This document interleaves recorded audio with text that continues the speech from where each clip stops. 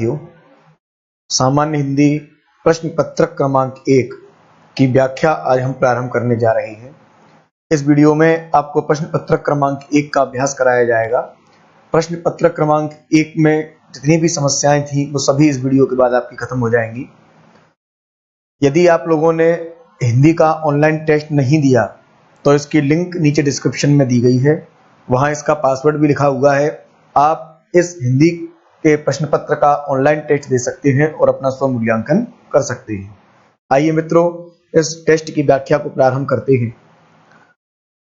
सर्वप्रथम इस टेस्ट में यहाँ गद्यांश दिया गया है, तो पहले हम गद्यांश पढ़ते हैं, उसके बाद इसके प्रश्नों को हल करने का प्रयास करेंगे। जनता के साहित्य का अर्थ जनता को तुरंत ही समझ में आने वाले साहित्य से हरगिज नहीं है। अगर ऐसा होता तो किस्सा, तोता मैना और नौटंकी ही साहित्य के प्रधान रूप होते। साहित्य के अंदर सांस्कृतिक भाव होते हैं। सांस्कृतिक भावों को पाने के लिए बुलंदी, बारीकी और खूबसूरती को पाने के लिए, उस असलियत को पाने के लिए जिसका नक्शा साहित्य में रहता है, सुनने या पढ़ने वाले की कुछ स्थिति अपेक्षित होती है। वह स्थिति है उसकी शिक्षा, उसके मन के सांस्कृतिक परिष्कार की, जबकि साहित्य का उद्देश्य सांस्कृतिक परिष्कार है, मानसिक परिष्कार है। यानी हमने ये साहित्य का गद्यांश पढ़ा। इस साहित्य के गद्यांश में अक्सर जो बातें की गई है वे बातें साहित्य के बारे में की गई हैं। आगे इस गद्यांश के प्रश्नों को देखते हैं, किस प्रकार इसके प्रश्नों को हल करेंगे। पहला प्रश्न यहाँ दिया गया है, उपर्युक्त गद्यांश का उचित शीर्षक दीजिए। शीर्षक हमेशा गद्यांश का या पद्यांश का जब भी शीर्षक आपको देना हो, शीर्षक में हमेशा उस बात पर प्रधानता दी जाती है जो बात सबसे अधिक गद्यांश या पद्यांश में कही जाती है। इस गद्यांश को पढ़ने के बाद हमने यहाँ एक चीज नोटिस की कि इस गद्यांश में सबसे अधिक जो बात की गई है वो साहित्य के बारे में की गई है। तो देखते हैं इस प्रकार का ऐसा कोई ऑप्शन है क्या जो साहित्य से संबंधित हो। पहला दिया गया है नौटंकी साहित्य प्रधान, दूसरा दिया है सांस्कृतिक भाव, तीसरा दिया है जनता के साहित्य का अर्थ और चौथा दिया है मानसिक परिष्कार। चूंकि हमने जब ये गद्यांश प्रारंभ किया था तो उस गद्यांश में प्रारंभ ही जनता के साहित्य के अर्थ से हुआ है और इस पूरे गद्यांश में जनता के साहित्य की ही बात की गई है, तो इस प्रश्न का सही उत्तर हो जाएगा जनता के साहित्य का अर्थ। ये इस गद्यांश का उपयुक्त शीर्षक होता है। आगे बढ़े अगले प्रश्न की ओर।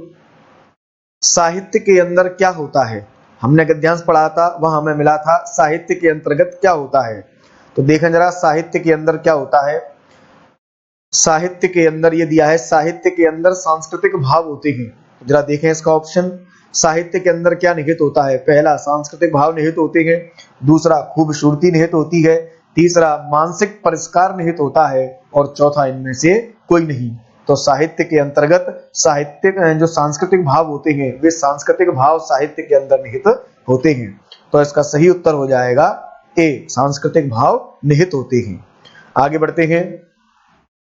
जनता के साहित्य का क्या अर्थ है? जनता के साहित्य का क्या अर्थ है? सांस्कृतिक भावों को पाने की सूक्ष्म पहचान, दूसरा दिया है सांस्कृतिक परिष्कार की स्थिति को प्राप्त करने वाला साहित्य, तीसरा दिया गया है मानसिक परिष्कार की स्थिति को प्राप्त करने वाला साहित्य और अगला दिया गया है उपर्युक्त सभी। तो जनता के साहित्य का क्या अर्थ है? तो जनता के साहित्य का अर्थ जनता को तुरंत ही समझ में आने वाले साहित्य से नहीं। अगर ऐसा होता तो तोता मैना और नौटंकी ही साहित्य के प्रधान के हिस्से होते। सांस्कृतिक भावों की बुलंदी, बारीकी और खूबसूरती के पाने के लिए, यानी सूक्ष्मता आ गई, पाने के लिए जिसका नक्शा साहित्य में रहता है, सुनने या पढ़ने वाले की स्थिति अपेक्षित होती है, वह स्थिति है उसकी शिक्षा, मन के सांस्कृतिक परिष्कार की, सांस्कृतिक उद्देश्य सांस्कृतिक परिष्कार की और मानसिक परिष्कार की। तो इन सभी की बात इसमें की गई है, तो इसका सही उत्तर हो जाएगा डी, उपर्युक्त सभी। यदि आपको इस प्रश्न को समझने में कोई दिक्कत हो तो आप वीडियो रिवाइंड करके एक बार पुनः गद्यांश पढ़ सकती हैं, वहां से आपको इस प्रश्न का उत्तर आसानी से अपने आप क्लियर हो जाएगा। अगला प्रश्न यहां दिया गया है, साहित्य का उद्देश्य है। साहित्य का उद्देश्य क्या है? तुरंत समझ में आ जाना, दूसरा दिया है सांस्कृतिक और मानसिक परिष्कार, तीसरा दिया गया है शिक्षा और चौथा दिया गया है इनमें से कोई नहीं। तो जरा एक चीज यहाँ देखें, जनता के साहित्य का अर्थ जनता को तुरंत ही समझ में आने वाले साहित्य से हरगिज नहीं है। ये बात उसने स्पष्ट कर दी, यानी कि जनता को तुरंत समझ में आने से नहीं है, तो ये ऑप्शन तो गलत हो गया। शिक्षा की इसमें इतनी बात कही नहीं गई जिसमें साहित्य का उद्देश्य बताया गया हो। साहित्य का उद्देश्य इस प्रश्न में हमें जो बताया गया है, वो प्रश्न में या इस गद्यांश में हमें जो उद्देश्य दिया गया है, वो उद्देश्य है सांस्कृतिक और मानसिक परिष्कार। आगे बढ़े अगले प्रश्न की ओर। सांस्कृतिक भावों को ग्रहण करने के लिए क्या जरूरी है? जब भी हमें सांस्कृतिक भाव ग्रहण करने हो तो उसके लिए क्या जरूरी है? सुनने वाले की शिक्षा, दूसरा दिया है सुनने वाले के सांस्कृतिक परिष्कार, तीसरा दिया है सुनने वाले के मानसिक परिष्कार, और अगला दिया है उपर्युक्त सभी। तो हमने गद्यांश में पढ़ा था कि सांस्कृतिक भावों को ग्रहण करने के लिए सुनने वाले के सांस्कृतिक परिष्कार, मानसिक परिष्कार, इन सभी की आवश्यकता होती है। बाकी आप इसका टेस्ट नीचे डिस्क्रिप्शन में लिंक से वहां दे सकते हैं, वहां जब आप इसका टेस्ट देंगे तो आपको गद्यांश आसानी से समझ में आ जाएगा। इसके बाद इसमें दिया गया है एक पद्यांश। इस पद्यांश को हम पढ़ते हैं, क्या कह रहा है ये पद्यांश। उसके बाद पद्यांश के प्रश्नों को हल करने का हम प्रयास करेंगे। पद्यांश में लिखा हुआ है, कुछ भी बन बस कायर मत बन, ठोक मार पटक मत माता, तेरी राह रोकते पाहन, कुछ भी बन बस कायर मत बन। ले देकर जीना क्या जीना, कब तक गम के आंसू पीना, मानवता ने सींचा तुमको, वहां युगों तक खून पसीना, कुछ ना करेगा किया करेगा, रे मनुष्य बस कातर कृंदन, कुछ भी बन बस कायर मत बन। युद्ध देहि जब करे कहे जब पामर, देह न दुहाई पीठ फेर कर, या तो जीत प्रीत के बल पर, या तेरा पथ चूमे तस्कर, प्रतिहिंसा भी दुर्बलता है, पर कायरता अधिक अपावन, कुछ भी बन बस कायर मत बन। तेरी रक्षा का न मूल है, पर तेरा मानव अनमोल है, यह मिटता है बनता है, यही सत्य की सही तौल है, अर्पण कर सर्वस्व मनुज को, कर न दुष्ट को आत्मसमर्पण, और कुछ भी बन बस कायर मत बन। ये पद्यांश हमने पढ़ा। इस पद्यांश को पढ़ने के बाद कई लोगों को तो इस पद्यांश का उत्तर समझ में आ गया होगा, ये पद्यांश क्या हमसे कहना चाहता है। कई लोगों को पद्यांश का अर्थ बिल्कुल समझ में नहीं आया होगा। कई लोग ऐसे होंगे जो कुछ कुछ शब्दों को पकड़ने का प्रयास भी कर रहे होंगे, लेकिन कुछ शब्द इसमें से छूट रहे होंगे। तो जब भी कभी आपको गद्यांश पद्यांश हल करने हो, गद्यांश पद्यांश को हल करने के लिए सामान्य सी एक ट्रिक होती है कि गद्यांश पद्यांश के पहले प्रश्न और ऑप्शन के बारे में चर्चा की जाए। कभी भी आप किसी भी गद्यांश या पद्यांश को हल करें तो पहले ना तो आपको गद्यांश पढ़ना है और ना ही पहले आपको पद्यांश पढ़ना है, पहले उसके प्रश्न पढ़ने हैं। जब आप उसके प्रश्नों को पढ़ेंगे तो जब प्रश्न पढ़ने के बाद आप गद्यांश पद्यांश में पुनः पहुंचेंगे, गद्यांश पद्यांश को आप पढ़ेंगे तो उस समय ऑटोमेटिक आपको जगह जगह क्लिक होता जाएगा कि ये बात हमें प्रश्न में कहीं ना कहीं मिली थी, तो आप उस चीज पर और ज्यादा अपना फोकस कर सकते हैं। तो पहले इसके प्रश्न देखते हैं। कवि किसे ठोकर मारने की बात कह रहा है? तो जरा देखें, ठोकर मारने वाली बात शुरू में ही आई थी, कुछ भी बन बस कायर मत बन, ठोकर मार पटक मत माथा, तेरी राह रोकते पाहन। तो ये जो पाहन है ये तेरी राह रोक रही है, इसीलिए इनको हमें क्या मारना है? ठोकर मारना है। तो इसका सही उत्तर हो जाएगा पाहन। छठवें प्रश्न का सही उत्तर हो जाएगा ए, पाहन। आगे बढ़ते हैं अगले प्रश्न पर। कवि किस प्रकार के जीवन को जीवन नहीं मानता? कवि ने किस प्रकार के जीवन को जीवन नहीं माना? तो जरा देखें, कुछ भी बन बस कायर मत बन, ले देकर क्या जीना, ले देकर क्या जीना। यदि आपने लेन देन किया तो फिर आपका क्या जीना है? तो जरा देखें, ले देकर जीने वाली कोई बात ऑप्शन में कही है क्या? खून पसीना बहाने वाला जीवन, हिंसा न करने वाला जीवन, रक्षा न करने वाला जीवन, और चौथा दिया है ले देकर जीने वाला जीवन। तो कवि ले देकर जीने वाले जीवन को जीवन नहीं मानता, तो इसका सही उत्तर हो जाएगा डी। आगे बढ़ते हैं।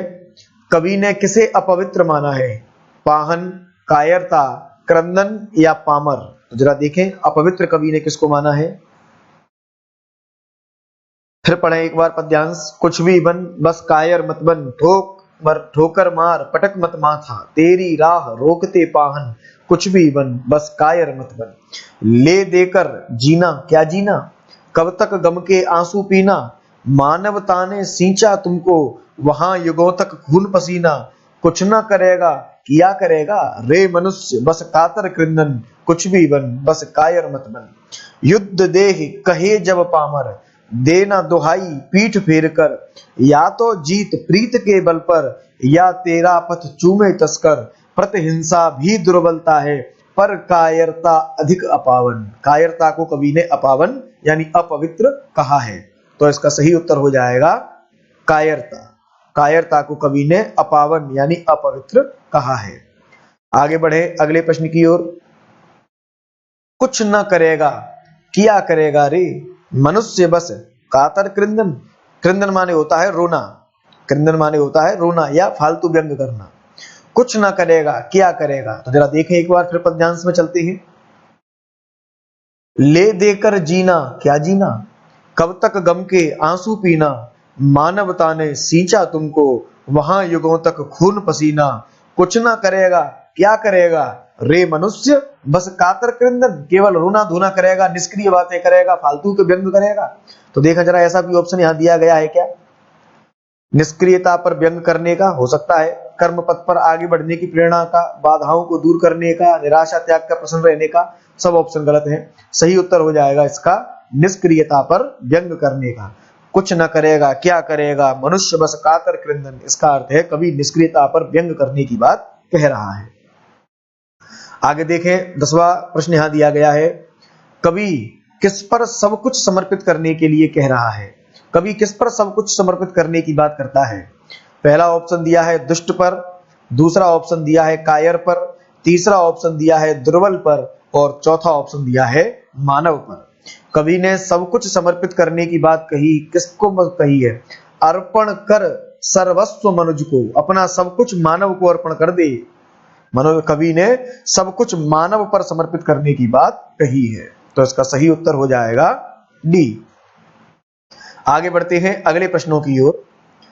अतिउच्च शब्द में प्रयुक्त उपसर्ग है, तो ये जो अतिउच्च शब्द है, अतिउच्च शब्द में अति प्लस उच्च यण संधि के माध्यम से अतिउच्च शब्द बनता है, अति प्लस उच्च। तो अतिउच्च में प्रयुक्त जो उपसर्ग है वो है अति, तो इसका सही उत्तर हो जाएगा ए अति। आगे बढ़ते हैं अगले प्रश्न की ओर। निम्न में से किस शब्द में उर्दू उपसर्ग है? जैसा कि जब आपको कक्षा में देशज विदेशज अरबी फारसी तत्सम तद्भव शब्दों का अभ्यास कराया गया था, उस समय आपको बताया गया था कि विदेशी शब्द कौन से होते हैं, अरबी फारसी के शब्द कौन से होते हैं, उर्दू के शब्द कौन से होते हैं, किस शब्दावली को तत्सम और किस शब्दावली को तद्भव कहा जाता है, ये सभी चीजें आपको कक्षा में बताई गई थी। तो निम्न में से कौन सा शब्द उर्दू का है, उर्दू उपसर्ग से बना है? तो अनुज अभ्यागत में अभि उपसर्ग है तत्सम शब्दावली का, अपवित्र में अ उपसर्ग है, लेकिन बदनाम में बद उपसर्ग है जो कि अरबी फारसी का एक शब्द है। बदनाम, बदतर, बदसूरत ये सभी अरबी फारसी के शब्द हैं, तो इसका सही उत्तर हो जाएगा डी बदनाम। आगे बढ़ते हैं अगले प्रश्न की ओर। आइन प्रत्यय लगाकर बनाया गया शब्द है, निम्न में से ऐसा कौन सा शब्द है जो आइन प्रत्यय लगाकर बनाया गया है? तेलिन में इन प्रत्यय निकलेगा, धोबिन में इन प्रत्यय निकलेगा, सुनारिन में इन प्रत्यय निकलेगा, ओझाइन में आइन प्रत्यय निकलेगा। ओझा प्लस आइन बराबर ओझाइन, तो इसका सही उत्तर हो जाएगा डी ओझाइन। अगला देखें 14 नंबर का। बंदरिया शब्द में प्रयुक्त प्रत्यय है, तो बंदर शब्द निकलने के बाद प्रत्यय बचेगा ईया। बंदर शब्द निकलने के बाद ईया प्रत्यय बचेगा, तो बंदरिया शब्द में प्रत्यय होगा ईया। आगे बढ़ते हैं अगले प्रश्न की ओर। पुत्री का विवाह करके अजय के माता पिता आज गंगा नहा लिए, रेखांकित मुहावरे का अर्थ है, यानी गंगा नहा लिए, गंगा नहाना मुहावरे का अर्थ क्या होता है? कार्य से निवृत्त हो जाना, अगला दिया गया है पवित्र हो जाना, अगला है तीर्थ के लिए जाना, और इनमें से कोई नहीं। तो पुत्री का विवाह करके अजय के माता पिता गंगा नहा लिए, इसका अर्थ है कि वे अपने कार्य से निवृत्त हो गए। आगे बढ़े अगले प्रश्न की ओर। अगला दिया है ईद का चांद होना मुहावरे का सही अर्थ है। ईद का चांद होना मुहावरे का सही अर्थ क्या होगा? पहला ऑप्शन दिया है ईद के दिन दिखाई देना, दूसरा ऑप्शन दिया है बहुत सुंदर होना, तीसरा ऑप्शन दिया है दर्शन दुर्लभ होना, और चौथा ऑप्शन दिया है उपर्युक्त सभी। ईद के चांद होना या ईद का चांद होना मुहावरे का अर्थ होता है दर्शन दुर्लभ होना, जो कभी कभी ही दिखाई दे, उसको कहा जाता है ईद का चांद होना, तो इसका सही उत्तर हो जाएगा सी। आगे बढ़े अगले प्रश्न की ओर। माथा ठोक लेना मुहावरे का सही अर्थ है। माथा ठोक लेना मुहावरे का सही अर्थ क्या है? पीड़ा होने पर सिर पटक कर बैठना, दुर्घटना की आशंका होना, दीनता पूर्वक कार्य करना या बदकिस्मती के कारण दुखी होना। माथा ठोक लेना, माथा ठोक लेने का अर्थ होता है बदकिस्मती के कारण दुखी होना। जब हमारी बदकिस्मती हो, कोई कार्य हमसे लगातार गलत हो रहा हो, तो व्यक्ति अपना माथा ठोक लेता है, इसको कहते हैं माथा ठोक लेना, यानी बदकिस्मती के कारण दुखी हो जाना। आगे देखें, दिए गए वाक्यांश के लिए एक शब्द का प्रयोग कीजिए। चोरी छिपे और चुंगी शुल्क आदि दिए बिना माल आदि बेचने वाला। ऐसा व्यक्ति जो सीमा पर चोरी छुपे या सीमा की चुंगी, सीमा का शुल्क दिए बिना माल का आदान प्रदान करता है, उस व्यक्ति को कहा जाता है तस्कर। स्मगलर उसको कहते हैं, तस्कर कहा जाता है, तस्कर। आगे बढ़ते हैं अगले प्रश्न की ओर। दिए गए वाक्यांश के लिए एक शब्द का प्रयोग कीजिए। किसी सत्ता के विरुद्ध अपना सत्य मनवाने के लिए किया गया आंदोलनात्मक आग्रह क्या कहलाता है? यानी किसी भी सत्ता के विरुद्ध अपना सत्य मनवाने के लिए यदि आग्रह किया जाएगा तो सत्य मनवाने के लिए किया गया आग्रह कहलाता है सत्याग्रह। जब भी कभी सत्य मनवाने के लिए आग्रह किया जाता है तो उसको कहते हैं सत्याग्रह। तो इसका सही उत्तर हो जाएगा ए, सत्याग्रह। आगे देखें, निम्न पंक्तियों में कौन सा छंद है? आपको बताना है कि निम्नलिखित पंक्तियों में कौन सा छंद है। रावण रथी बिरथ रघुवीरा, देख विभीषण भयउ अधीरा, अधिक प्रीत मन भा संदेहा, बंद चरण कह सहित स्नेहा। निम्नलिखित पंक्तियों में कौन सा छंद है, ये आपको बताना है। तो जब आप इस छंद की मात्राओं को गिनेंगे तो आपको यहाँ पर प्रत्येक चरण में इसके में 16-16 मात्राएं मिलेंगी, और 16-16 मात्राओं वाला जो छंद होता है उसको कहा जाता है चौपाई। 16-16 मात्राएं यहाँ प्राप्त में होती हैं। तो इसका सही उत्तर हो जाएगा ए। अगला है, निम्नलिखित पंक्तियों में कौन सा छंद है? मात्राएं गिनना आपको कक्षा में बताया गया था, तो आप वहां से आसानी से मात्राएं गिन सकते हैं। निम्न में से कौन सा छंद, निम्न पंक्तियों में कौन सा छंद है? नहीं पराग नहीं मधुर मधु, नहीं विकास यही काल, अली कली सो बिंध्यो, आगे कौन हवाल। ये बिहारी जी का दोहा है, बिहारी जी के द्वारा लिखा हुआ दोहा है। आप इसकी मात्राएं गिन सकती हैं और मात्राएं गिनने के बाद आपको ज्ञात होगा कि इसमें दोहा छंद पाया जाता है। इसका सही उत्तर हो जाएगा ए, बिहारी जी का ये दोहा है। मधुर का विलोम इनमें से नहीं है। आपको बताना है निम्न ऑप्शन में से मधुर का विलोम कौन सा नहीं है। तो कटु, कर्कश, तीक्ष्ण और मृदुल। देखिए, मधुर शब्द आता है मीठे के लिए या मिठास के लिए मधुर शब्द का हम प्रयोग करते हैं। तो कटु माने होता है कड़वा, कर्कश माने भी होता है कड़वा, तीक्ष्ण माने होता है तीखा या पैना जिसको हम कह देते हैं, और मृदुल माने होता है मुलायम। तो मधुर का विलोम मुलायम नहीं हो सकता, तो इसका सही उत्तर हो जाएगा डी, मृदुल। ये मधुर का विलोम नहीं है। आगे बढ़ते हैं अगले प्रश्न की ओर। निम्न में से शुद्ध वर्तनी का चयन कीजिए। आपको निम्न में से शुद्ध वर्तनी का चयन करना है। आपको बताना है कि इनमें से शुद्ध वर्तनी कौन सी है। पहला ऑप्शन यहां दिया है उत्थान, दूसरा ऑप्शन दिया है ईर्षा, तीसरा दिया है इच्छा और चौथा दिया है अंतर्निहित। शुद्ध वर्तनी आपको बतानी है। यहां लिखा है केवल उत्थान, लेकिन उत्थान शब्द गलत है। इसके बीच में आधा त और आएगा तब ये शब्द सही होता उत्थान, तो ये वर्तनी बिल्कुल सत्य होती। ईर्ष्या इस प्रकार नहीं लिखा जाता, ईर्ष्या में य का भी प्रयोग किया जाता है। इच्छा नहीं होता, सही शब्द होता है इच्छा, बड़ी की मात्रा। और ये जो अंतर्निहित शब्द है, ये अंतर्निहित शब्द पूरी तरीके से सत्य है। तो इसका सही उत्तर हो जाएगा डी। आगे बढ़ते हैं अगले प्रश्न की ओर। निम्न में से अशुद्ध वर्तनी का चयन कीजिए। आपको अशुद्ध वर्तनी बतानी है कि निम्न में से अशुद्ध वर्तनी कौन सी है। अधिनियम बिल्कुल शुद्ध वर्तनी है, उन्मुख शुद्ध वर्तनी है, आघूर्ण शुद्ध वर्तनी है, लेकिन औसत नहीं होता, सही शब्द होता है औसत। दो मात्राएं आएंगी, औसत, ये वर्तनी सही होती है। तो इसका सही उत्तर हो जाएगा डी। आगे बढ़े अगले प्रश्न की ओर। आज भी भारत में श्रवण कुमार पैदा होते हैं। वाक्य में रेखांकित शब्द में संज्ञा है। चूंकि यहां नाम दिया गया है श्रवण कुमार, तो नाम से आपको स्पष्ट हो रहा होगा कि यहां पर नाम होने के कारण व्यक्तिवाचक संज्ञा है। लेकिन जब आपको कक्षा में पढ़ाया गया था, वहां आपको मैंने बताया था कि कई कई स्थानों पर व्यक्तिवाचक संज्ञा होते हुए भी जातिवाचक संज्ञा की तरह प्रयोग होता है, और कई कई स्थानों पर जातिवाचक संज्ञा होते हुए भी उसको व्यक्तिवाचक संज्ञा की तरह प्रयोग किया जाता है। आज भी भारत में श्रवण कुमार पैदा होती हैं, यानी ऐसा व्यक्ति जिसमें श्रवण कुमार जैसे गुण होंगे उसको हम श्रवण कुमार कह सकते हैं। जैसे हम कहते हैं घर की लक्ष्मी, तो लक्ष्मी जी तो एक ही है, व्यक्तिवाचक है लक्ष्मी, लेकिन जो भी व्यक्ति घर में, जो भी महिला घर में अच्छा व्यवहार करती है उसको हम घर की लक्ष्मी कह देते हैं। यानी व्यक्तिवाचक होते हुए भी उसका प्रयोग हम जातिवाचक के स्थान पर कर लेते हैं। इसी प्रकार यहाँ पर जो श्रवण कुमार शब्द है ये है तो वास्तव में व्यक्तिवाचक, लेकिन वाक्य के अनुसार इसका प्रयोग यहाँ जातिवाचक के रूप में किया गया है। तो इसका सही उत्तर हो जाएगा बी, जातिवाचक। आगे बढ़ते हैं अगले प्रश्न की ओर। यदि किसी व्यक्ति को कंफ्यूजन हो तो वो कक्षा में इसको क्लियर कर सकता है। स्वतंत्र भारत की राष्ट्रलिपि है, आपको बताना है कि जो स्वतंत्र भारत है, स्वतंत्र भारत की राष्ट्रलिपि कौन सी है। तो हम सभी जानते हैं कि हमारे भारत की जो राष्ट्रलिपि है वो राष्ट्रलिपि है देवनागरी। तो इसका सही उत्तर हो जाएगा डी, देवनागरी। अगले प्रश्न की ओर बढ़ते हैं। निम्न में से सौदामिनी का पर्यायवाची नहीं है, आपको बताना है निम्न में से कौन सा सौदामिनी का पर्यायवाची नहीं है। पहला दिया है बिजली, दूसरा दिया है चंचला, तीसरा दिया है क्षण प्रभा और चौथा दिया है शिलीमुख। तो बिजली, चंचला और क्षण प्रभा ये तीनों सौदामिनी के पर्यायवाची यानी बिजली के पर्यायवाची होते हैं, लेकिन शिलीमुख ये सौदामिनी का पर्यायवाची नहीं होता। तो इसका सही उत्तर हो जाएगा डी, शिलीमुख। आगे बढ़ते हैं अगले प्रश्न की ओर। गरल निम्न में से किसका पर्यायवाची है। गरल, गरल कहा जाता है विष को, जहर को कहा जाता है गरल, तो विष का पर्यायवाची है गरल। आगे बढ़े। अहीर शब्द का तत्सम शब्द है, अहीर का तत्सम क्या है। तो अहीर का तत्सम आपको कक्षा में जो तालिका पढ़ाई गई थी उसमें बताया गया था कि अधीर का तत्सम होता है अधीर। तो इसका सही उत्तर हो जाएगा बी, अधीर। और अगला पूछा गया है कि